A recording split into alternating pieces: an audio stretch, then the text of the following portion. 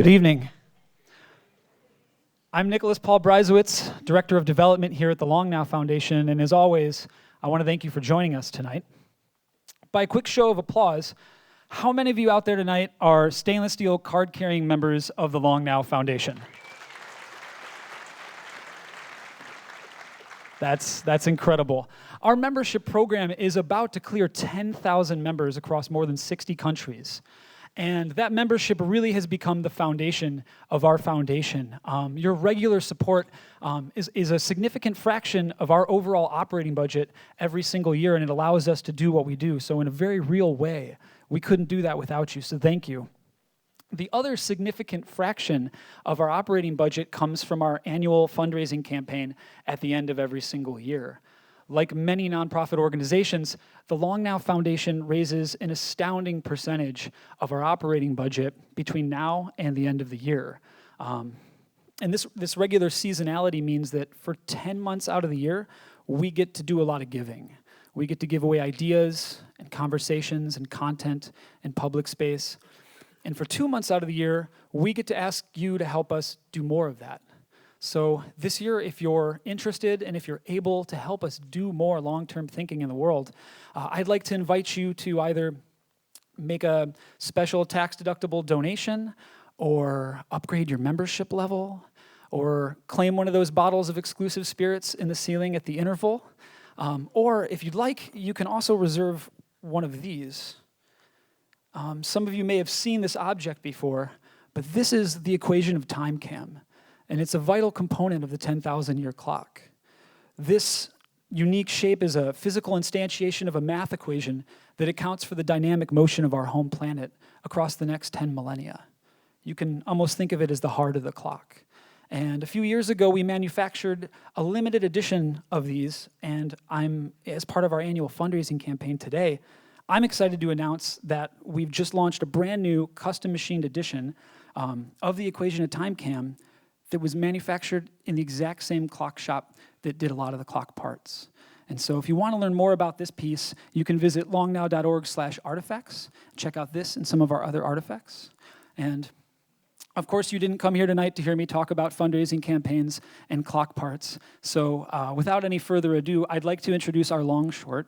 As some of you know, we always kind of set the tone for the evening with a brief video. And tonight's video is, in a way, about networks. Thank you so much.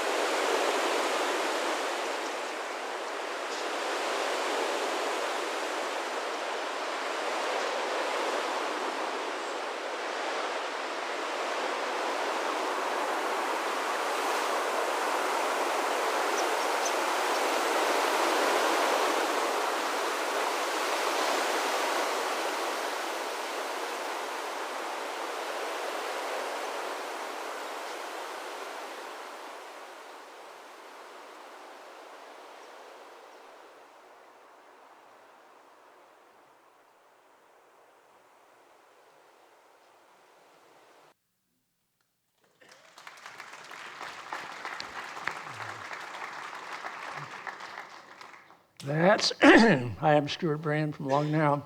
That's a tiny sample of what passenger pigeons used to do. And if all goes well, we'll do again. Only they did it 60 miles an hour in a straight line from one place to another, and then all that swarming when they landed. By the way, one further note on that beautiful equation of time cam that's made out of bronze. The donation that gets it is $2,500.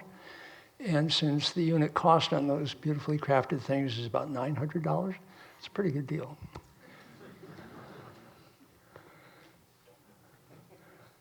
The conceit of the Long Now Foundation is that we're sort of in the midst of a 20,000-year story of civilization, dating back to the first towns and agriculture and dating forward to what remains to be seen and what remains to be done. And as a consequence, we're sort of in love with historians who are all about telling the long story in ever new ways. And civilization's story is basically a story of argument, swarms of arguments.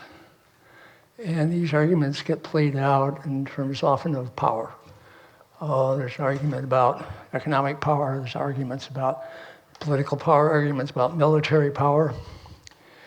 And from time to time, arguments about the whole mode that power gets played out in. And that's what we hear about tonight from historian Niall Ferguson.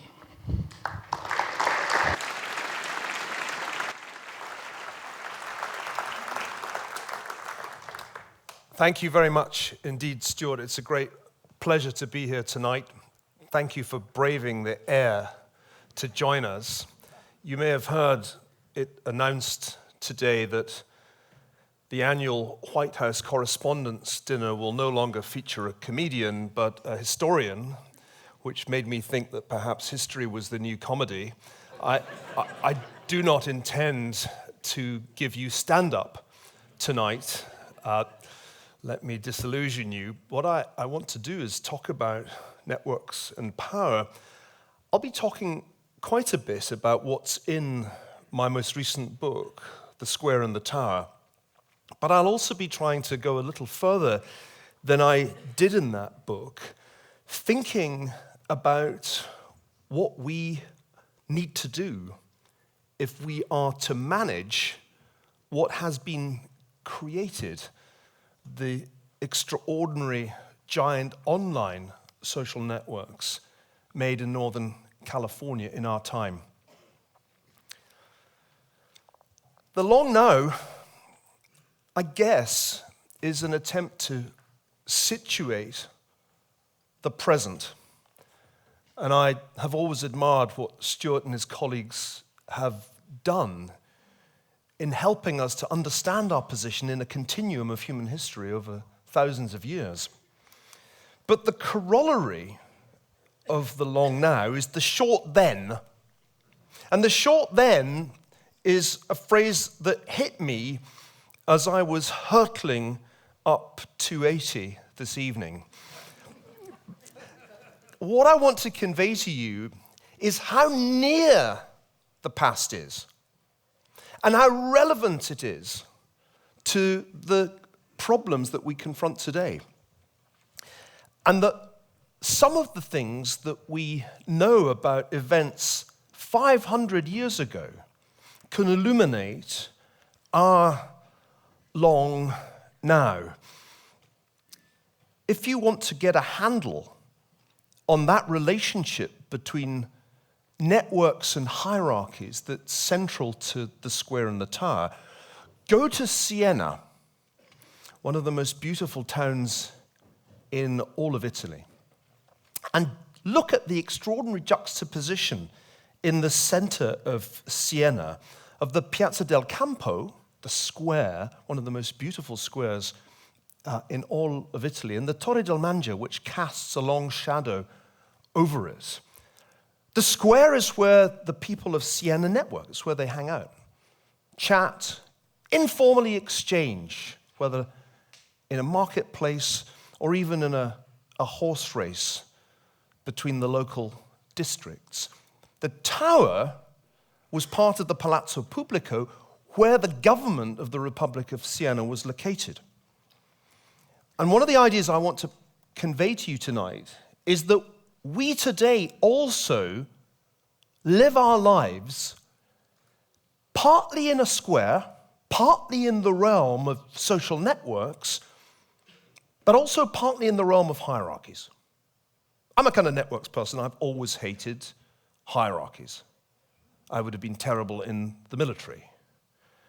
Even academic structures of governance slightly unnerve me. I became an academic because it seemed to me that universities were the least hierarchical of organizations.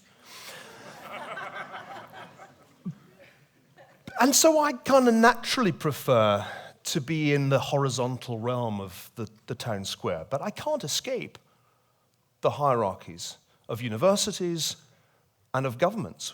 Whether we like it or not, we're all situated partly in the square and partly in the town. Now, it's a cliche of our time, but like many cliches, it's true, that the world has never been as networked as it is today. And that is, I think, the case. Certainly when you look at the way that network platforms, Amazon, Google, Facebook, Twitter, the way those companies have built giant online social networks, there's never been anything quite like that before. Today's networks are very large, and they're fast. They operate much more rapidly than previous networks could because of technology. I quite like this visualization of the Facebook network. Put your hand up if you're on Facebook. Go on, don't pretend you're not. So, to an extraordinary extent, mankind is on Facebook, 2.27 billion regular users, and this map tries to plot every city pair with what's called a great circle line. And the transparency of each of these great circle lines is determined by the number of friend pairs in the cities. Hence the extraordinary brightness of North America, where Facebook originated, and the extraordinary darkness of the People's Republic of China, where it's still not admitted. We were told, and I think most of us believed it, that if everybody was connected, then everything would be awesome. We are creating a world where anyone, anywhere may express his or her beliefs, no matter how singular, without fear of being coerced into silence or conformity. John Perry Barlow, the late lamented, epitomized the libertarian spirit of the early internet. And the idea that if we're all connected, it will be awesome, has persisted in much that Mark Zuckerberg has said as Facebook has grown. This was him speaking at the Harvard commencement last year. All people want to connect. The great arc of human history bends towards people coming together in ever greater numbers to achieve things we couldn't on our own. That was the promise. I think most of us believed it.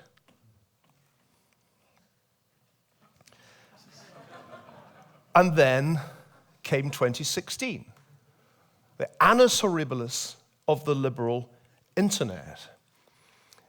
Political events, first in Britain in June of 2016, then in the United States in November of 2016, came as a huge shock because it turned out that the network platforms, that the tools that had been created by Silicon Valley could be used for purposes that were certainly far from utopian. I got to know Evan Williams recently. He's a really nice guy, very impressive. But he said something last year that went to the heart of the matter. I thought once everybody could speak freely and exchange information and ideas, the world is automatically going to be a better place. I was wrong about that. And I think most of us were wrong about that. And I think we all need to say to ourselves what Homer Simpson often says to himself, well, though. The Square and the Tower is about why it all went a bit wrong, and in particular, why both network science and history should have made us much more wary of the promise of a massively interconnected planet. Now, I say network science and history because part of what writing the book helped me do as an historian was to learn much more about network science than I had known before. A lot of my career had been spent writing about networks, partly because I'm temperamentally drawn to them. As I said before, I always found government archives slightly stuffy places, but private papers, the archives of companies, that always appealed to me more. But I'd used the word network very casually, like most people do. Well, I'm going out networking tonight. I hadn't really understood the 6 great laws of network science, and it was when I started to read network scientists' work, like, say, Laszlo Barabasi's amazing book, Linked, or I started to read Nicholas Christakis' work on social networks, I suddenly realized this applies to history. And if we only think about history using these tools, we'll see it through completely fresh eyes. Once you understand the basic conceptual framework, everything, the present, the past, and potentially the futures that we confront, looks different. If I could graph the social network of you all, as they say in Texas, if I could just know a little bit, maybe a lot about you all, if I could get Mark Zuckerberg to give me all your data, which he used to do, but it's got a little tougher, then I could graph the network. To me, you'd just be nodes, and the relationships between you would just be edges. And what would be fascinating would be that this would not be a lattice in which each node had the same number of edges as the rest. No social network is like that. There would be clusters. Some of you are quite closely connected. There's a little inner circle of long now lifers. And then there would be the network isolate, the person who came in here by mistake thinking it was jazz. Doesn't know anybody here, doesn't know who the hell I am, a bit too embarrassed to get up and go yet. The hub of this network would be Stuart. Stuart has the highest betweenness centrality because for any 2 nodes in this network to connect, the quickest way is almost certainly through Stuart Brand. As I delved into this way of thinking about society and the connections between people, it was as if scales fell from my eyes and I began to see past work that I'd done in a completely different light. So what I'm going to do is I'm going to tell you the 6 great truths about networks, borrowing from the work of network scientists. And then I'm going to do the big analogy. Because if you want to get from the long now to the short then, what you need is a big analogy. That's the history piece. And then, in the 4th quarter, I'm going to, as you're all beginning to nod off or check your devices, I've got eagle eyes for device checkers, so I'll cold call anybody I see on Facebook. In the final quarter, I'm going to tell you what this implies for our present predicament and what we need to do. That's not in the book, so you'll be in a unique position. Birds of a feather flock together. Okay, if we did the social network, if we graphed the network in here, it'd be quite interesting if we found what often turns out to be true of social networks, that there were 2 rather distinct clusters. There's a great illustration of this point in a recent paper by Brady and company, which shows the extraordinary polarization of political Twitter. And you can see here a graph that depicts retweet activity on political issues of American Twitter users. Liberals retweet liberals, And conservatives retweet conservatives, and there's hardly any retweet activity across the great political divide. We used to call it the political center. We now call it the killing zone. And for every moral or emotive word you use in a tweet, it is 20% more likely to be retweeted. So if you're wondering why there's so much strong language on Twitter, people have figured that out. This is not a new insight. Sociologists working in the 1970s knew that there was something called homophily. They knew it when they studied the networks of friendships in American high schools that were supposed to be racially integrated, but weren't, despite all the efforts of policymakers post the civil rights movement. Self-segregation was going on in these high schools, and self-segregation goes on the giant online social networks of our time. So homophily is the first law, and it should not have surprised us that creating giant online social networks would in fact create not one happy global community all sharing cat videos, but this. Second insight from network science. It's a small world because weak ties are strong. This draws on the work of eminent sociologists like Milgram and Granovetter. And the basic insight is that we all have our close circle of family and friends. But the reason that there are 6 degrees of separation, which started out as a short story and then turned out in Stanley Milgram's work to be true, is that our clusters of friends and family are all connected by the loose, casual acquaintances that we have. They act as bridges or connectors to other people's clusters of friends and family. And Milgram showed in a famous paper from 1967, these are the cheesy graphics from the paper, it was the 60s after all, that if you sent chain letters from random people in the Midwest that were designed to get to a particular individual in New England that none of them knew, it took 6 or 7 steps for the letter to get there.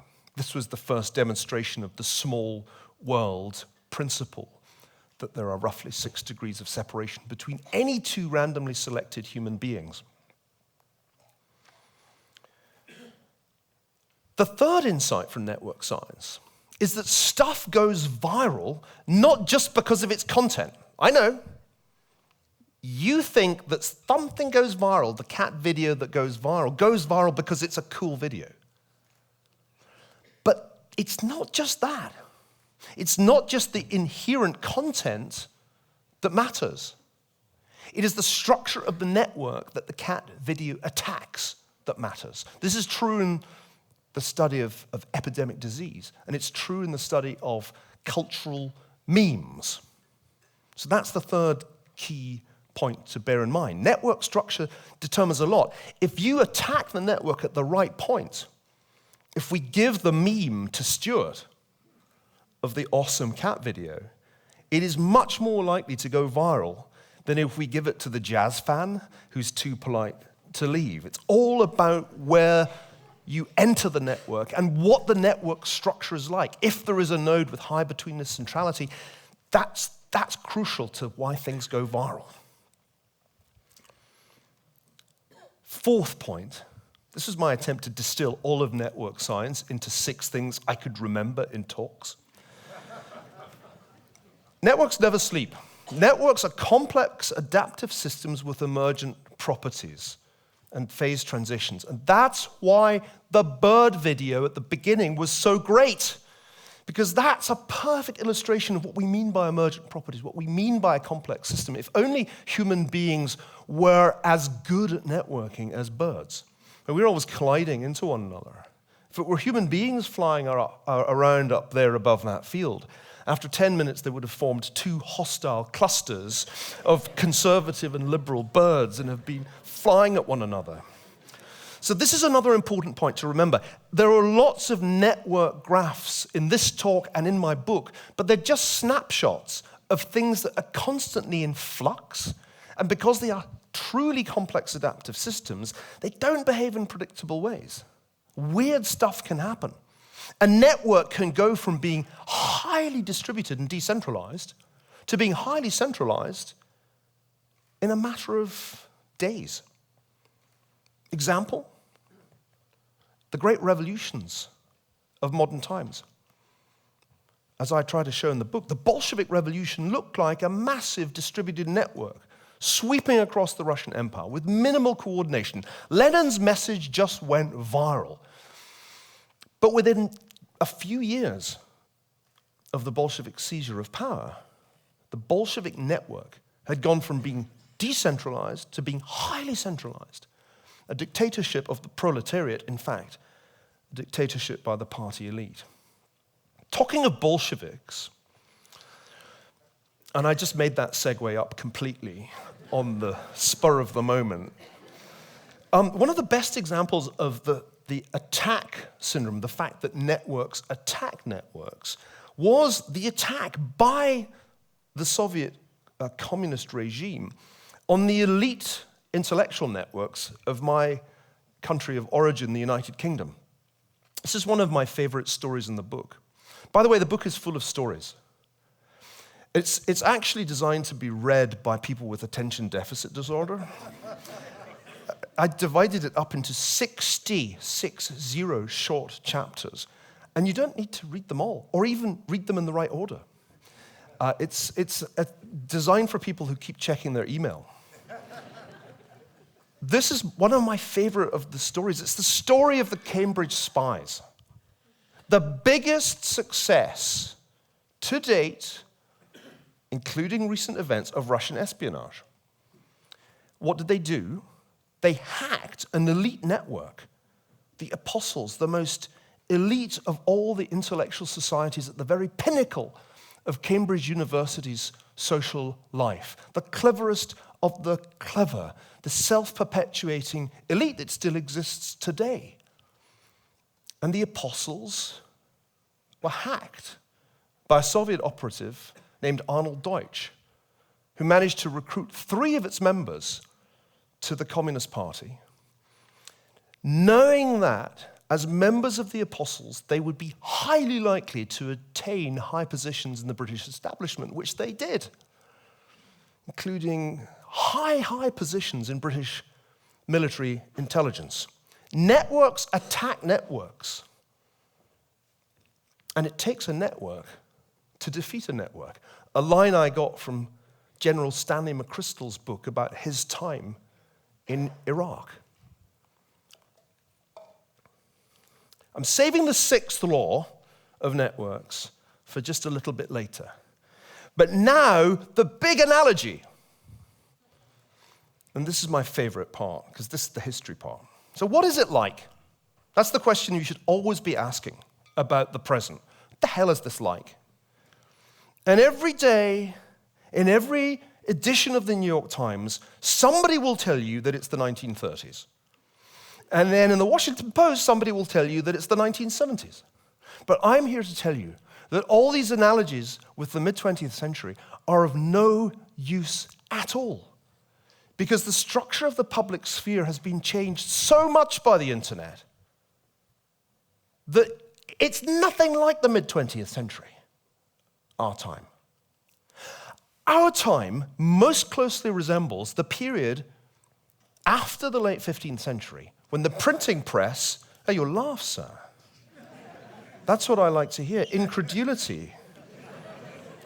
Because it's a typical American response that anything that happened before the United States is irrelevant to the history of the United States.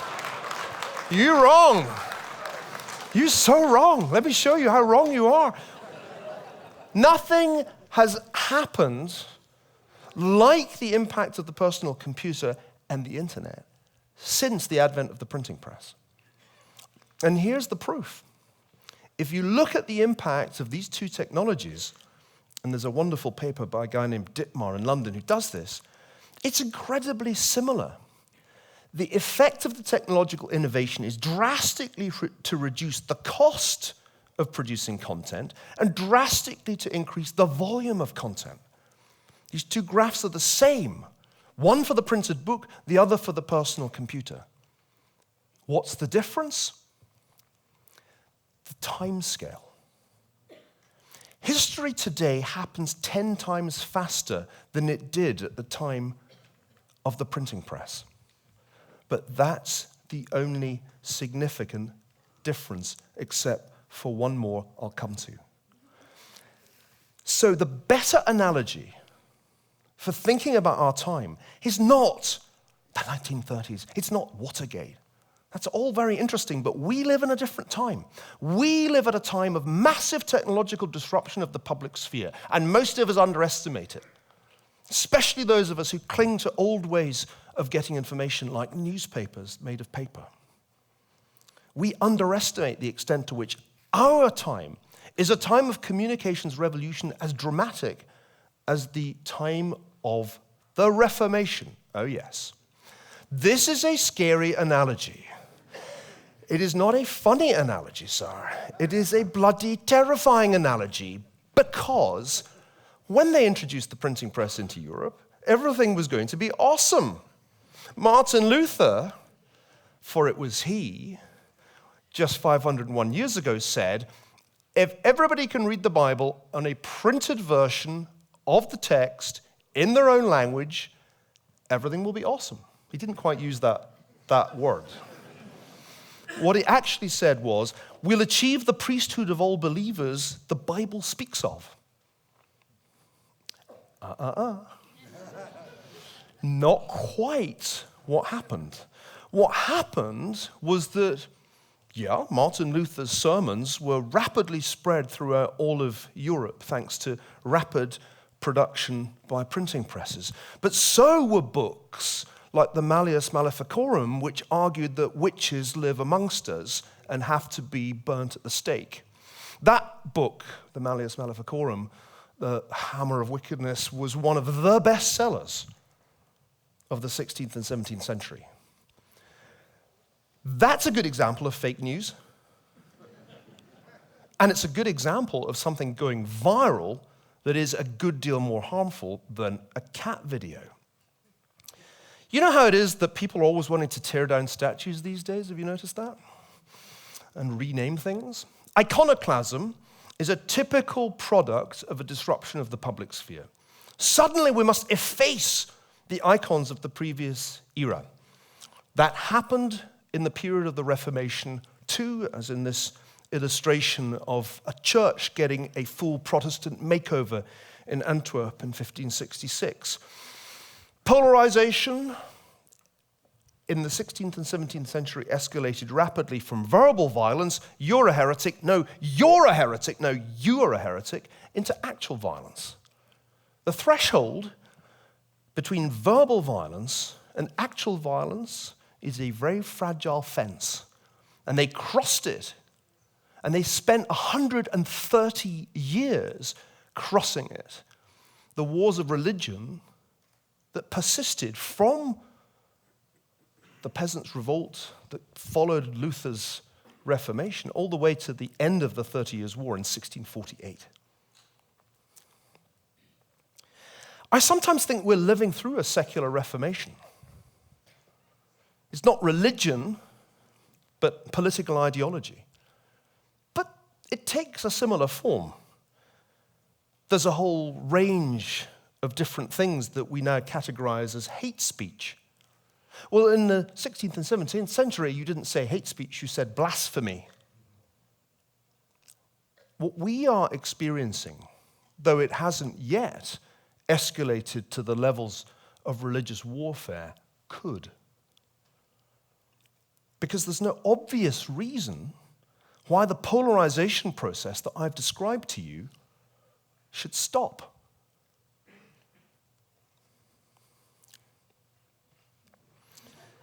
It's always important to think ahead to what Stuart will ask you.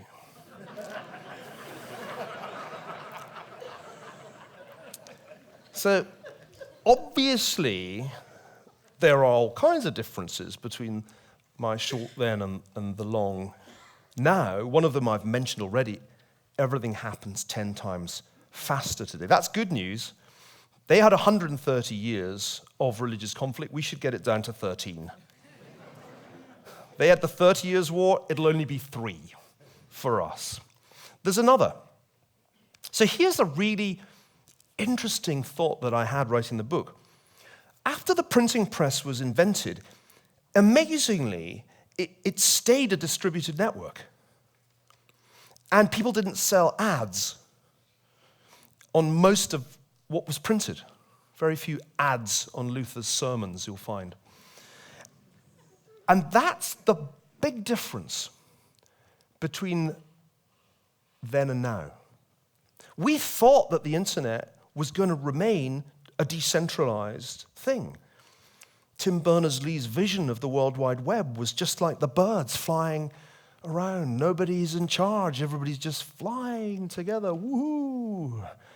And then it turned out that unlike the printing press, you could centralize the internet. You could centralize the software. You could centralize e-commerce. You could centralize social networking. You could centralize digital media. The internet was supposed to usher in this wonderful era when we were all going to be netizens. Do you remember that? Seems like another world, doesn't it? We were going to all speak truth to power on our personal blogs, all at once. It's going to be awesome. And then the best blog would be Netizen of the Year. Seems like 100 years ago that we believed that stuff. Instead, what happened with amazing speed was that a relatively small number of near-monopoly companies took over the internet, took over the World Wide Web, and they created hierarchical structures. I love these org charts because they're authentically funny, and whoever did this cartoon is really cool. Because they have a sort of grain of truth in each case. And anybody who's worked for one of these companies will, I think, attest to that. But the point is that what we thought was going to be a decentralized, distributed, awesome, cool network where we'd just be adding nodes and blogging, with amazing speed became hierarchical. Because remember, phase transitions, emergent property, it's a complex system. It was never going to stay the way Tim designed it. Sorry, Tim. 2 consequences of the advent of the network platforms. The return of monopoly capitalism. My good friend Peter Thiel explaining why monopolies are awesome in his book 0 to 1, which was a huge bestseller, not least in China. I'll come to China in a minute.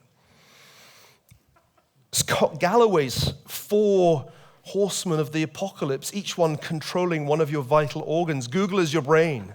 Facebook's your heart. Amazon's your gut where you do the consumption. And I won't say exactly what Apple is, except that phones are status symbols, I suppose. The advent of monopoly capitalism is kind of mind-blowing enough, and certainly not something that many people predicted, if any. Even more important is what the network platforms have done to democracy, and that's really what I want to focus on with the remaining time I have. If you were paying attention to the importance of social media during the 2016 election, you spotted that Donald Trump's probability of beating Hillary Clinton was way higher than all the political scientists and pundits were saying, who were using polling data and models of the pre-social media political system. He dominated her. He dominated her on Facebook. He dominated her on Twitter. He actually dominated her also on Google search. And just 8 years before, these platforms had been marginal in their importance. To understand what was going to happen in November 2016, you had to see that this had happened. Brad Parscale, who was Trump's digital director, put it very nicely.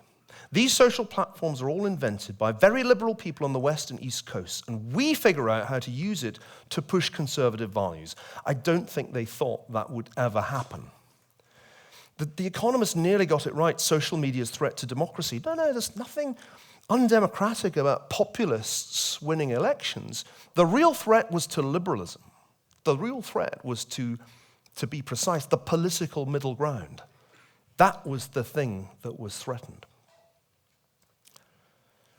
We now know, and with every week we know more, that the Russians used Facebook and Twitter to disseminate fake news and extreme views. My favorite meme of Russian origin is the one on the bottom right there. Satan, if I win, Clinton wins. Jesus, not if I can help it. Press like to help Jesus win.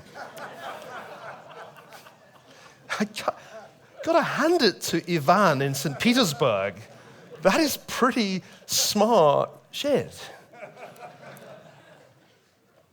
But here are a couple of interesting things. Number one, it turns out that liberals were more likely to retweet Russian content than conservatives.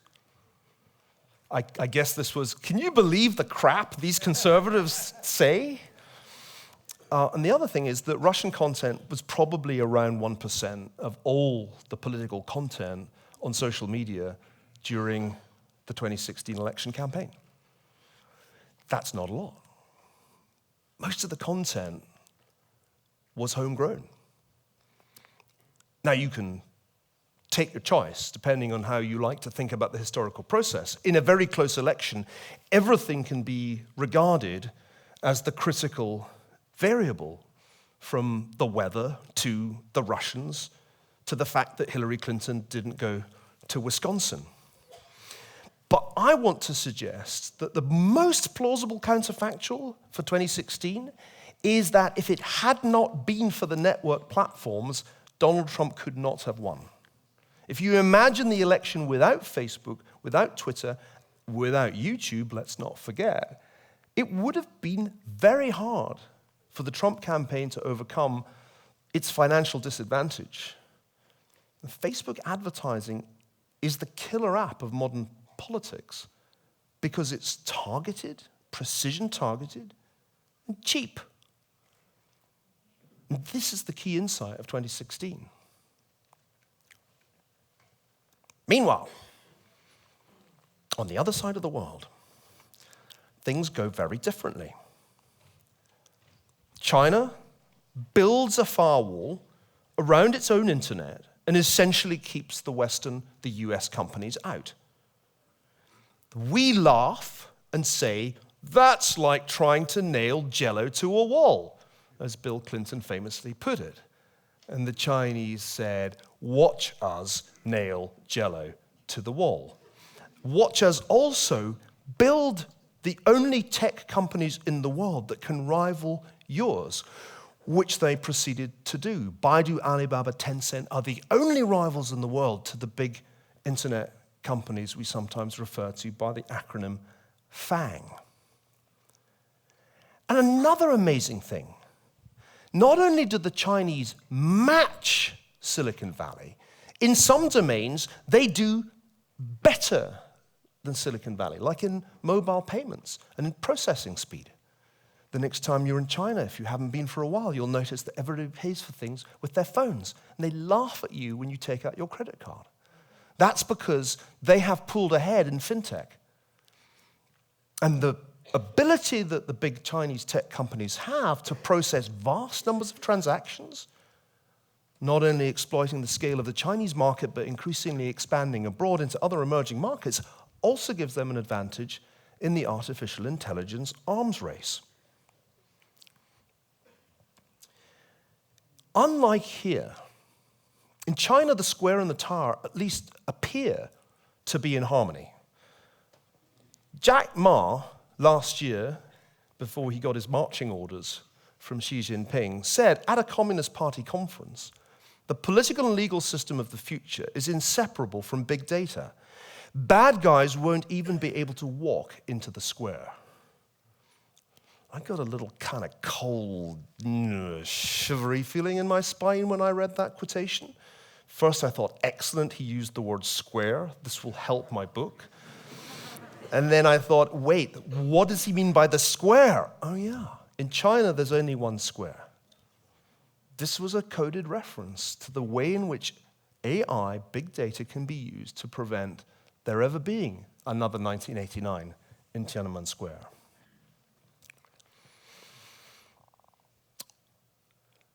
There are three models 3 ways of dealing with the problems that we've created with technology. The Chinese model is clear. The network platforms of China will be subordinated to the wishes of the party, and if necessary, if possible, a system of social credit will be built on the basis of the individual citizen's data that you might think of as totalitarianism 2.0. 1984, but with a portable telescreen that you volunteer to be under surveillance by. The European approach is different. The Europeans have no technology companies worth talking about. All they can do is tax, regulate, and fine the American companies, and that is what they're proceeding to do. George Soros at Davos earlier this year said, "It's only a matter of time before the global dominance of the US IT monopolies is broken. EU competition Commissioner Vestager will be their nemesis." But what happens here? What happens in the United States where these companies were born, where the internet was created? That's not clear.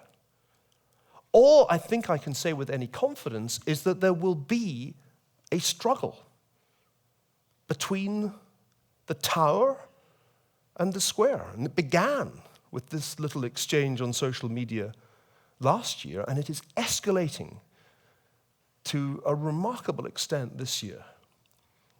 Mainly because conservatives have come to believe that they are going to be discriminated against by the network platforms because they are all run by liberals, and it will never be 2016 again.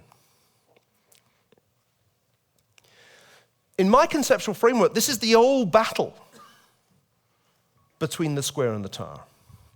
If you think of Silicon Valley as the square and Trump Tower as the tower. But the difference is that, and this is another parallel with the 16th and 17th century, outside actors are just free to join in. The whole saga of the caravan, remember the caravan?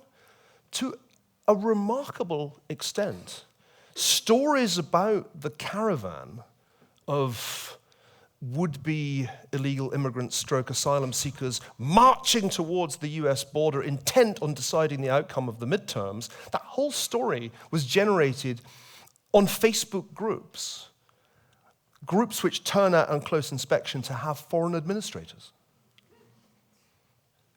If you think things have been fixed at Facebook or fixed at YouTube, you've drunk the Kool-Aid again. Let me conclude, because I've gone on long enough. What can we learn from my big analogy? What can that very near 16th and 17th century experience of polarization, conflict, fake news, driven by a technological disruption, what can it teach us about today? Well, the answer is, we need a cyber Westphalia. We need to end our 30 years war, preferably before it begins. In 1648, Europeans finally drew a line under 130 years of religious conflict. It was done with two complex treaties, which defined what we now think of today as the sovereignty of states. Well, I want to suggest to you this evening that we need to get there, preferably without the intervening strife. This is my last slide, but it's got a lot of content. It's actually a single slide digesting a 20,000-word paper that was published last week by the Hoover Institution where I work, entitled "What is to be Done?" And in that paper, which is available free on the Hoover website, I try to address what we do.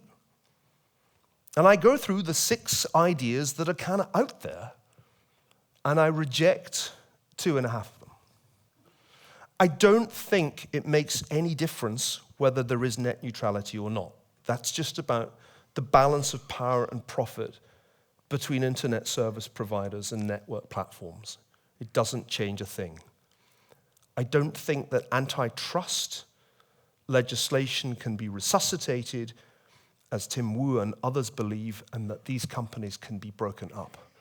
At least I don't think it can be done fast enough, given the strong bias of the US courts against the old version, the Brandeis version of antitrust, and in favor of the post-1960s Bork version. I think it's not a viable project. In any case, there are natural monopolies in the realm of networks, and this will be, I think, a blind alley. There needs to be regulation, more than there has been, and more effective regulation than there has been, but we mustn't make the mistake of thinking, oh, they're utilities, we should regulate them the way we regulated the railroads. What I argue in this paper is for three distinct steps. The first is to get rid of the strange, now anachronistic rule that exempts the network platforms from liability for the content that they carry on their platforms. This goes back to the mid-1990s when most of these companies didn't exist, and now makes no sense when they're the biggest companies in the world. Section 230 makes no sense when essentially these are the biggest content publishers in history. 80% of Americans, most of the people in this room, get their news via referral from either Google or Facebook. The pretense that they're just tech companies, that the liability for the content belongs with the original traditional media producer or the user who posted the comment, that seems to me an anachronism. But even as we expose the network platforms to liability for the content that they produce or publish, we must ensure that they don't become the censors of our public sphere. And that is the tendency that we currently see, partly under European pressure, partly because of European regulation. More and more is being done in the name of community standards. It's a slippery slope if we leave the network platforms to decide what is hate speech and what is not, what should appear in the rankings and what should not. That is too much power for private corporations to wield. Far too much. And that's why I make another proposal, which is to say that they should uphold the First Amendment because they have become the public sphere. And that's a controversial proposal. But I think it's necessary if we are to avoid the fate of a kind of privatized China in which content is censored by Facebook and Google on our behalf in deference to increasingly restrictive notions of what is hate speech. Last but not least, and this is the most Westphalian part of it, we need urgently an international convention on cyber war. We've had such conventions before on everything from piracy to biological weapons. The great powers represented today by the 5 permanent members of the UN Security Council need to recognize that this process of constant violation of one another's sovereignty, which is the essence of what happened in 2016, is dangerous to all of them. Now, there's a problem with that, which is to get Russia to stop behaving like a rogue regime on alternate days and a great power on the other days. But one lesson of the 17th century is that that can be done. The habit of violating sovereignty, which has been re-established in our time, can be broken. That is what they achieved in Westphalia in 1648. I hope I've persuaded you that history plus network science provide a useful way to think about our contemporary problems. I hope I've persuaded you, sir, that the analogy is not a frivolous one, but actually a deadly serious one. And now all I need to do is urge you to buy the book. Remember, you don't need to read it. You just need to own it. Thank you for paying attention to me, and invite Stuart Brand to come and join me up on the stage. Thanks very much.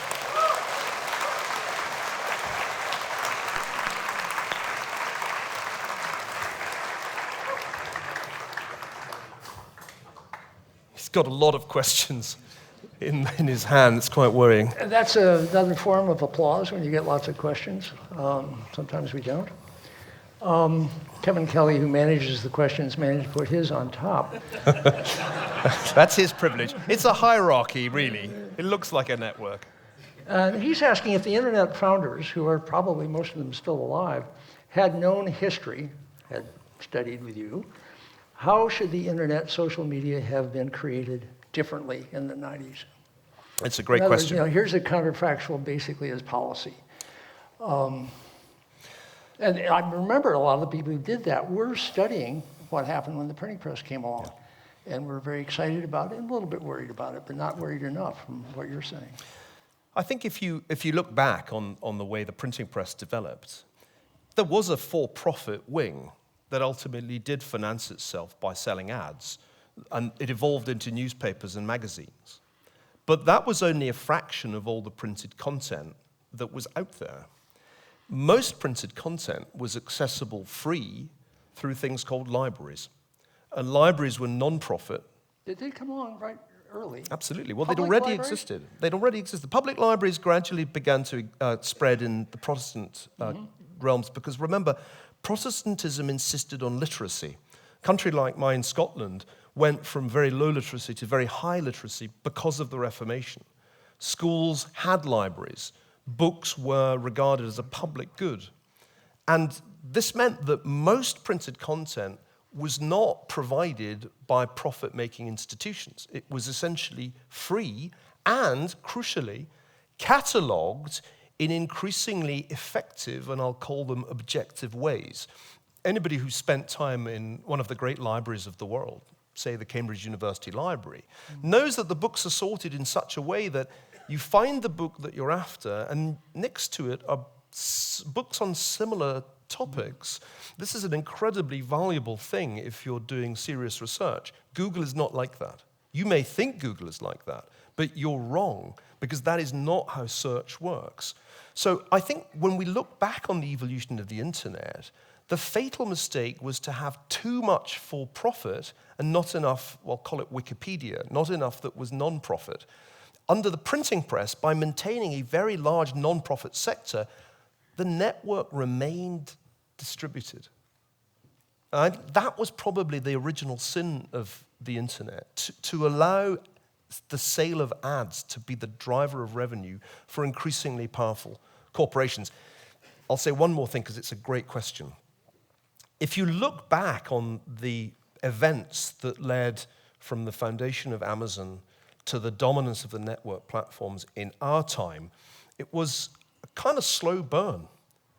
It was only really in the last 10 years that the monopoly capitalism aspect became apparent. So I don't think one can be too harsh on the people who designed the internet and the World Wide Web. They thought it would stay distributed. I think that was Tim Berners-Lee's vision.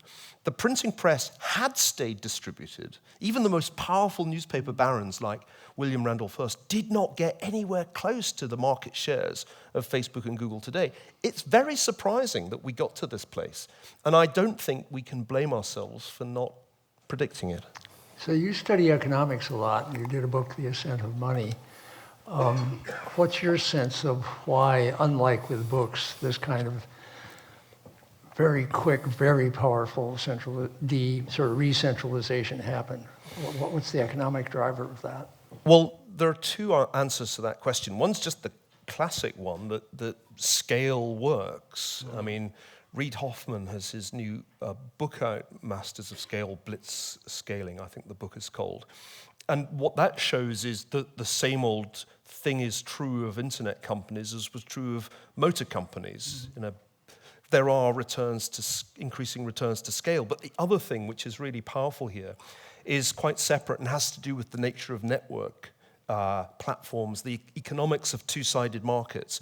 It turns out that in the domain of networks, the power law, or the Zipf's law rather, applies more strongly. Under Zipf's law, in a network market, it's a kind of 90% to the winner, 9% to the runner-up, and 1% to everybody else outcome. And that means that we have a double economic tendency towards concentration.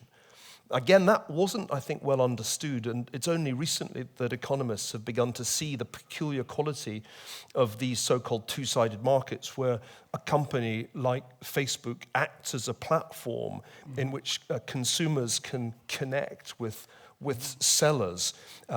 It looks like it's free, but actually it's anything but free, because the sellers are paying so much to get the attention of the consumers. All of this, I think, came as a surprise to economists who by and large lagged behind the development of the network platforms. There are very, very few economists. Matthew Jackson at Stanford's an exception, who kind of saw the significance of this.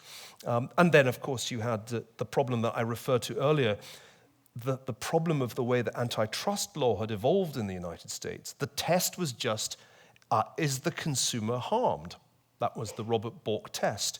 Now, if you ever mention antitrust to the likes of Jeff Bezos or any of the other titans of the valley, they laugh, because it'll be so easy to win those cases under current law. You'll just say, dude, it's free. And the conversation's over.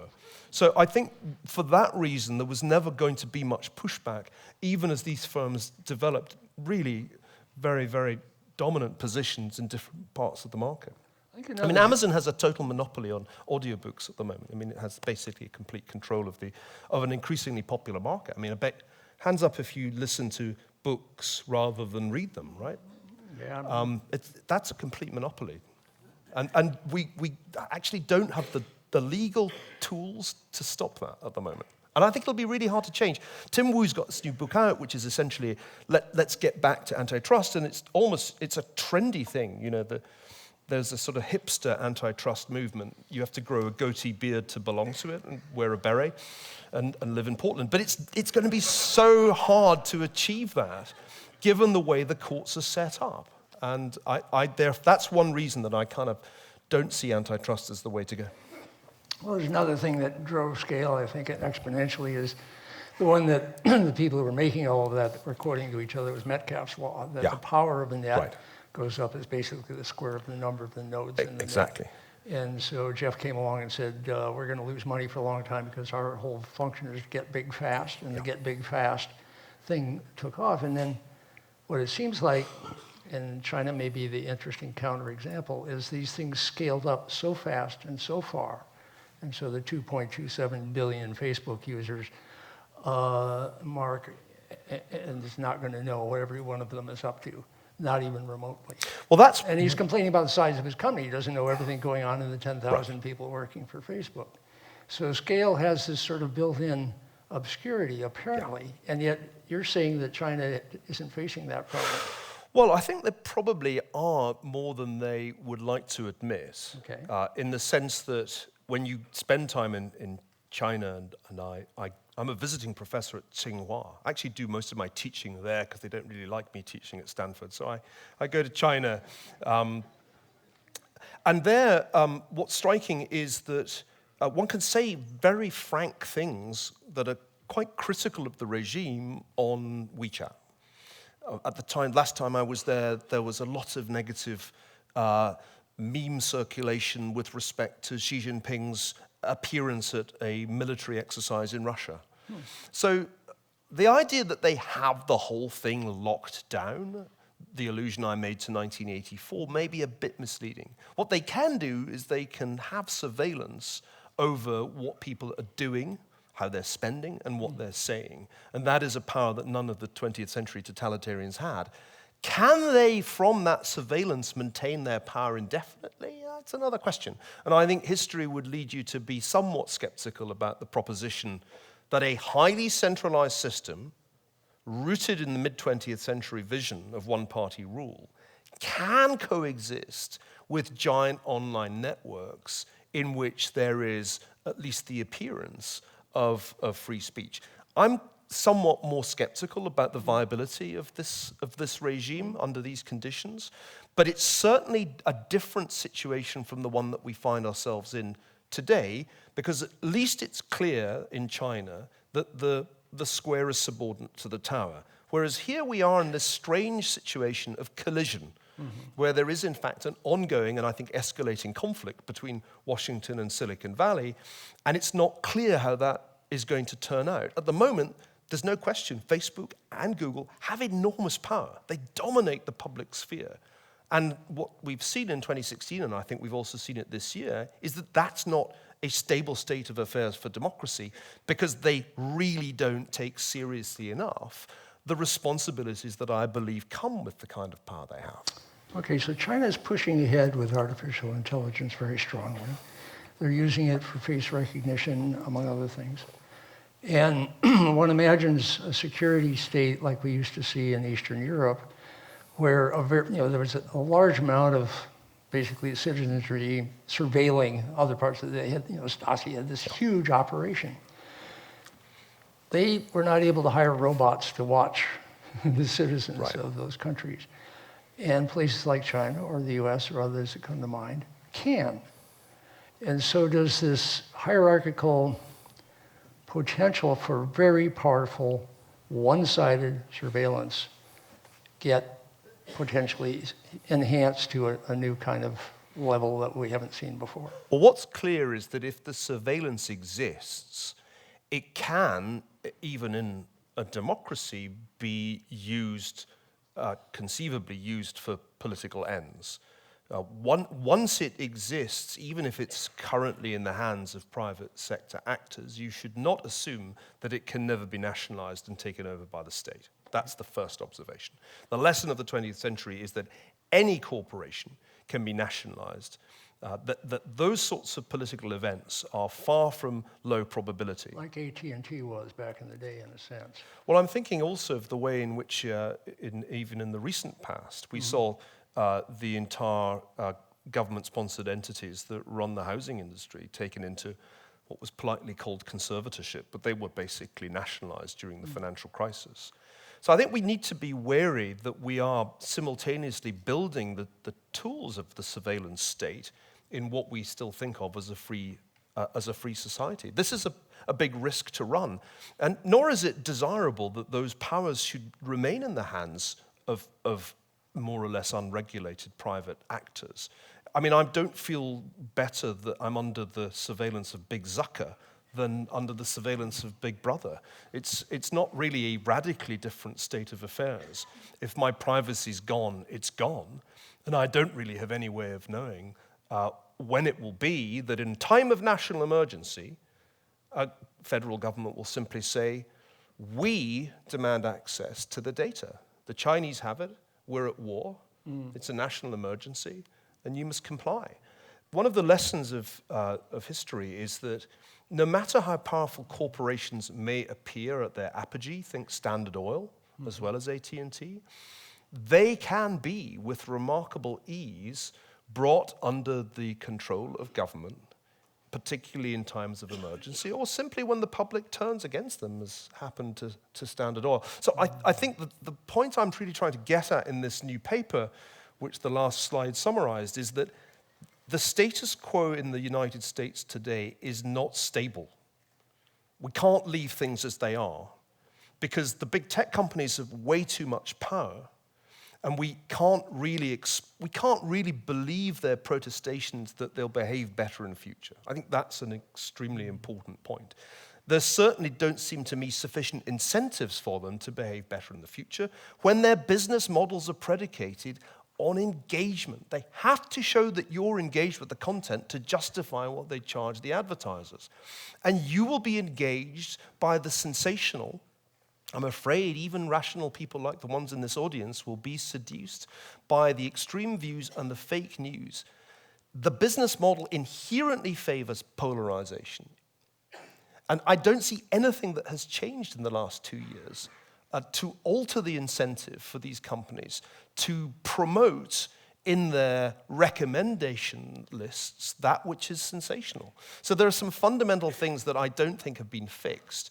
And that's what I've been wrestling with. How do you fix those problems without creating a very powerful federal regulator, which effectively transfers the power to the state? I'm usually described as a conservative. By comparison with most academics, that's probably true. But I'm really a classical liberal. I worry more about individual liberty than I do about, traditional values. My views are those of the Scottish Enlightenment. And what I'm trying to come up with when I say let's create greater liabilities for these companies are essentially ways of constraining them, forcing them to behave themselves better that don't empower the government and potentially hand the power of the surveillance company to the state. Well, here's a question from Sean Jewell, basically relating to your piece of history accelerating. It says, seems like tech is progressing faster than our government's ability to regulate. Is this novel? This has happened previously in history. Governments, this is one of the things that so long now has this layered thing of how commerce moves very rapidly. I mean, governance, not necessarily governments which turn over, but the nature of governance is slower than that. And in these kind of debates, we're always saying, well, that's terrible because governance can't keep up with what needs to be governed. Has that happened before, and what do you have to say about that? Always, that's the standard pattern. The innovation doesn't come from the hierarchy, it doesn't come from the government. The innovation comes from the network. That's very clear. The Industrial Revolution isn't the product of a few brilliant people who dreamt up the steam engine.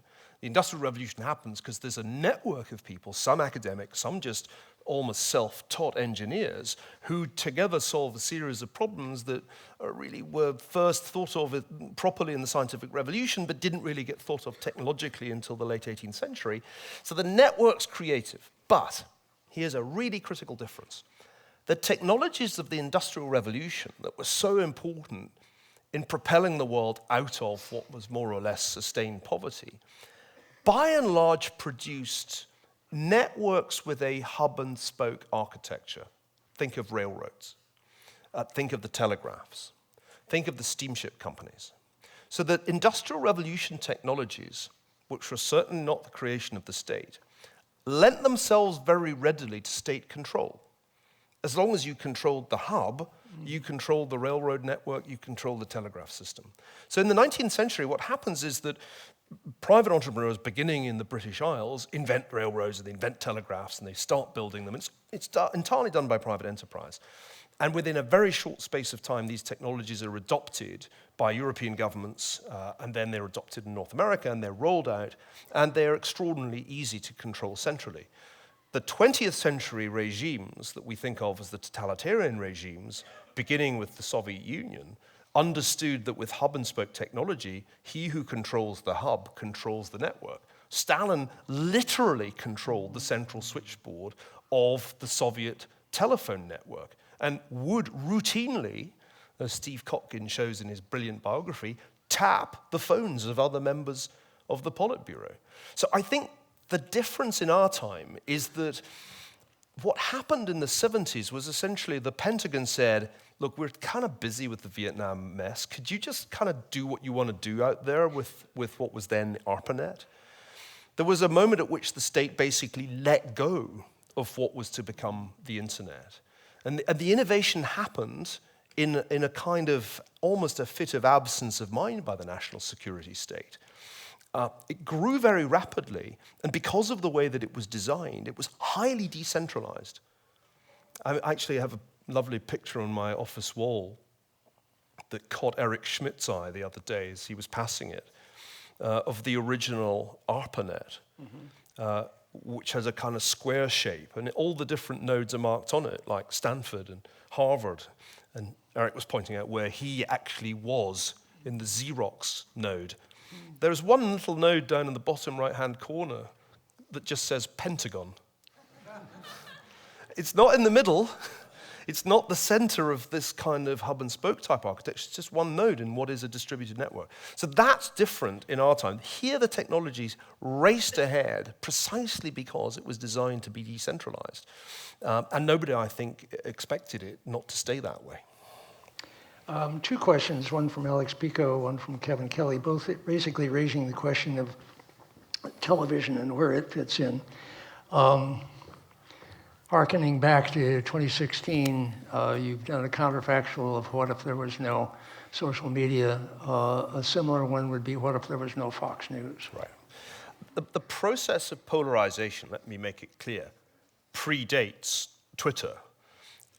This was already a pretty polarized country even before the advent of the internet. What the cable TV revolution did was to end those regulations that had enforced rules on political coverage, rules that would require even airtime for rival candidates, and created a new architecture in which you could have liberal news and conservative news. But I think what's striking about the last 10 years is the way in which our pre-existing division, and it's a division not just between liberals and conservatives, there's also this exhausted middle of people who think of themselves as independents, but this division has been exacerbated by social media. And it's interesting to watch the way that the established media, not only TV channels but also newspapers, got into a curious feedback loop with social media where they would notice that their social media numbers were boosted by Trump appearing. This is the Morning Joe story. And they would say, gee, we're doing really well on Twitter this morning. We should have him back. And so there was this curious symbiosis between what we think of as mainstream media or traditional media and the new media, to the point that the one became somewhat parasitic on the other. So I think the polarization is not new. There have been other periods in American history of great division. Let's not forget there was an actual civil war. Right now we just have a kind of virtual one. But I think the social networks have made it worse, and there's lots of good evidence for that. Jonathan Haidt, my friend at NYU, whose brilliant book with Greg Lukianoff, The Coddling of the American Mind, you should all read. He had a great illustration of this, showing the increase in the proportion of people who say they hate the other party. And that's something really quite recent. So I do think we're in new territory, and it's not right to say, oh, it's just it's just the way it was. Because the way it was in the early days of Fox News and the way it was then on CNN was very different. I mean, if one went back now and looked at the content that those networks were putting out in the early days, one would be quite startled by how bland it would seem. So networks are described as sort of three modes: centralized, decentralized, and so-called distributed.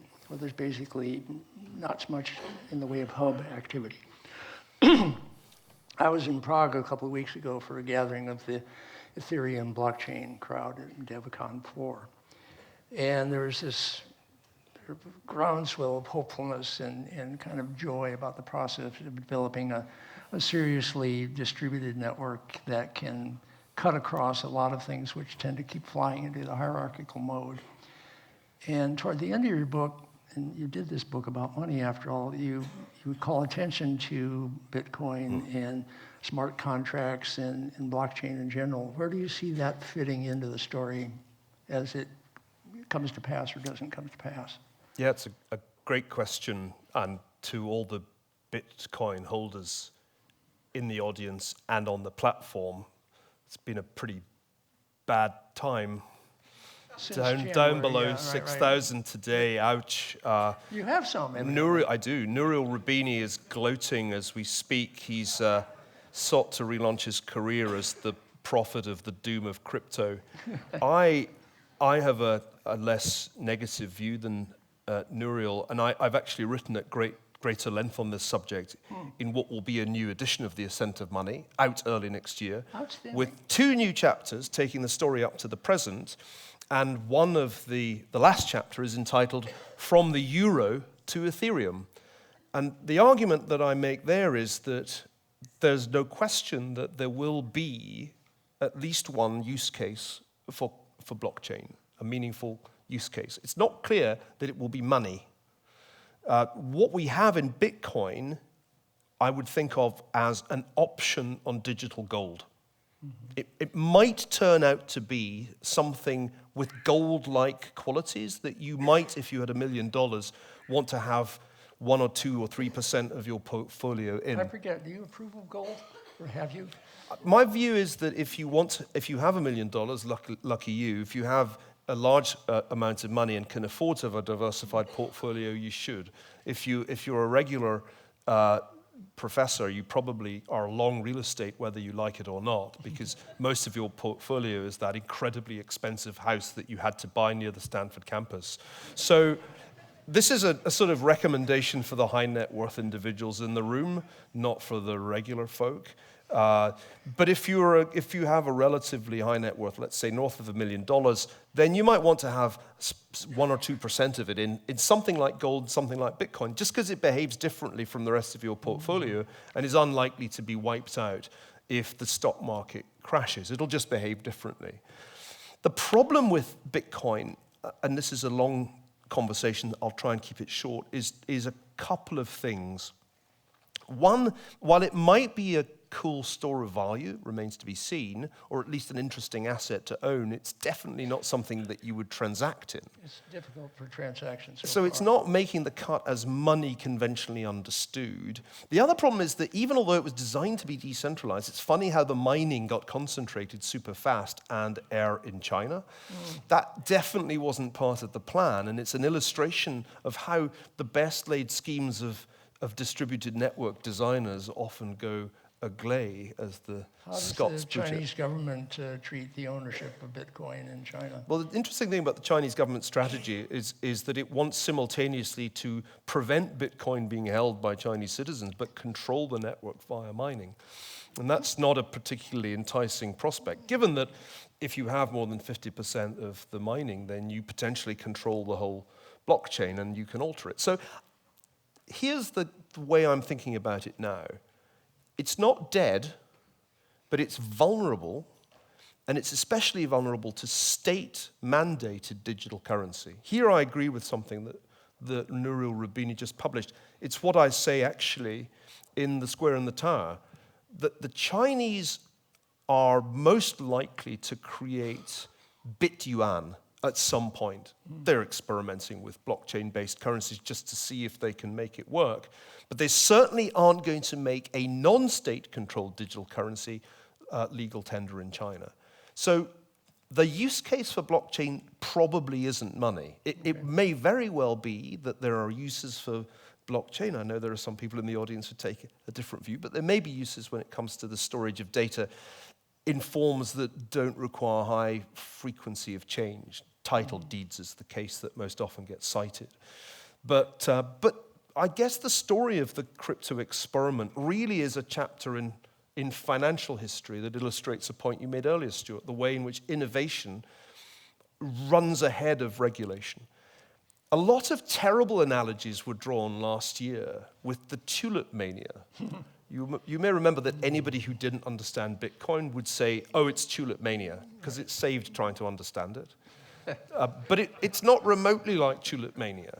What it is like is a phase of innovation that produced the instrument we call the stock or equity. And that innovation in the early 18th century produced bubbles, just as we've seen in the last 12 months, chaos, fraud. It's a free-for-all very similar to the Mississippi bubble and the South Sea bubble of the early 18th century, at the end of which the notion of equity finance survived. There really was a use case for this. Right. That's So I think it will be somewhat similar here. In the end, something will come of it. I don't think it all ends up as zero. Can it stay, say use cases developed for blockchain apart from currency, as these secure public ledgers that really are distributed? Do you see that as some kind of, if that develops, is that some kind of Wikipedia-like leavening to the problems you see here? Potentially.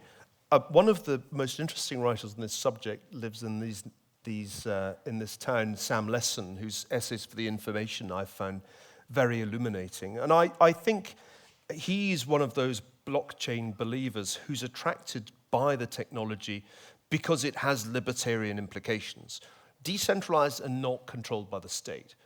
And you'd have to be a kind of natural-born authoritarian to want that to fail. I think my instinct is, I want this to work. I'd love there to be a use case. I particularly like the idea that some data will be stored in a decentralized way. We've been dependent on centralized archives for much, much longer than the printing press has existed. One of the defining functions of a state, going back to the medieval period, is that it has an archive. And in that archive, truth resides. Now, in a free society, that's sort of unproblematic.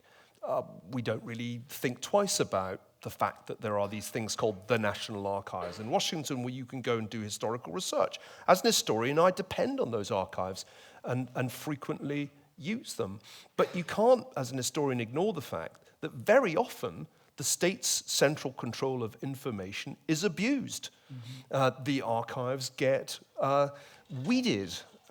And now we're back in the realm of 1984. The state decides what data are preserved and what are destroyed. So the idea that some information could be stored in ways that did not require the state as the third-party arbiter, that seems attractive and likely to work. You won't be surprised that the Internet Archive based here in town, which is a seriously non-government entity, is very much in bed with some of the blockchain folks, and they're looking for ways to enhance each other's capability. I think as a student of political theory, I side strongly with Alexis de Tocqueville's view that liberty is dependent on decentralization. It's one of the central arguments in democracy in America and in the old regime and the revolution that the problem in Europe was, particularly in France, was excessive centralization, and the great strength of the United States, Tocqueville saw, was its decentralization.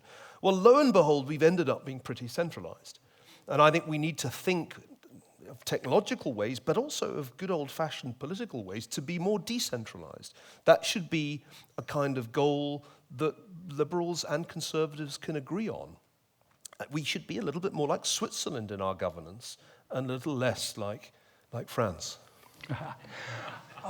So you as a conservative, it must be interesting times. I think the liberals haven't really had to change their worldview very much, but David Brooks is sort of complaining to the world that as a conservative feels like he doesn't have a home anymore. There's no political party he can call his own because of what's happened basically with conservative politics in the last couple of elections. And here in California, Orange County used to be totally red. It was totally Republican. Now it's totally blue. And there's a supermajority of Democrats in our state legislature and so on.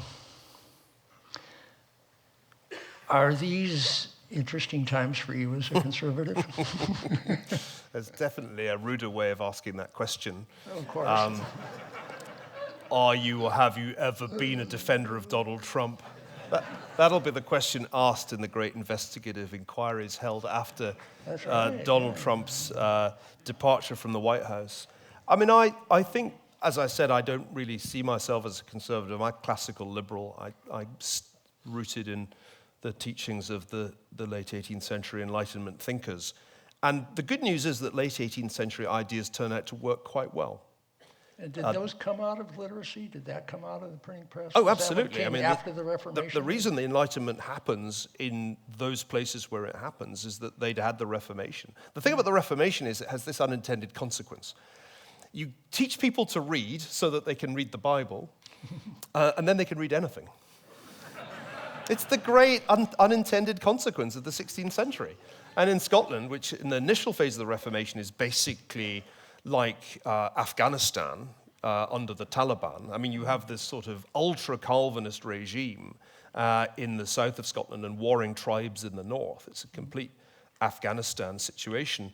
In the space of 100 years, because of literacy, it leaves behind these crazy battles of the Reformation and arrives at the ideas of Adam Smith and David Hume and the rest.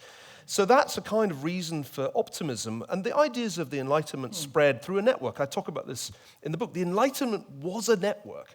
Nobody sat at head office saying, what shall we do in the Enlightenment today? There's no chief executive of Enlightenment Inc. It's actually just a bunch, I'm really sorry to say this, of white guys. There are some women, but it's mostly guys. Writing to one another, publishing stuff. Jefferson is sitting getting his collection of books shipped over, Franklin too. The ideas of the Enlightenment cross the Atlantic through the Enlightenment network. They go very global. It's remarkable how far, say, Voltaire's ideas travel. And out of these ideas comes a design for a republic which is going to be new and innovative in being designed to avoid tyranny. Now, the classical theory of politics said, if you have a democracy, it'll become a tyranny. That just always happens. That was the standard view right the way from the ancient they world studied the history of the founding fathers. Deeply. They were looking at the Republican, or the Roman Republic, at the Venetian Republic, at the Iroquois League. They're constantly asking historical questions about how can we avoid that happening here? And they come up with the notion of checks and balances. That's central to the way the Constitution's designed. It's very counterintuitive. Let's not have power in one institution. Let's design it to be a kind of institutionalized conflict. And the good news is it works. Alexander Hamilton brilliantly foresaw in a number of speeches and letters that some opportunistic demagogic figure would be bound to become president at some point. He explains exactly how it will happen. And the goal of the Constitution is to make sure that that person cannot overthrow liberty, because that person's power will be checked by the other parts of the Constitution. When Trump was elected, some of my best friends, including Andrew Sullivan, became overwhelmed with anxiety that tyranny was about to be established. Tim Snyder at Yale published on tyranny, and my attitude was, chill. The Constitution was designed for precisely this eventuality. And if you look at the results closely, at the results of the midterms, you'll see just how well it's worked. And the Founding Fathers must be going, job done. Checked, balanced. Outstanding. Thank you very much indeed, Stuart. Thank you. Thank you.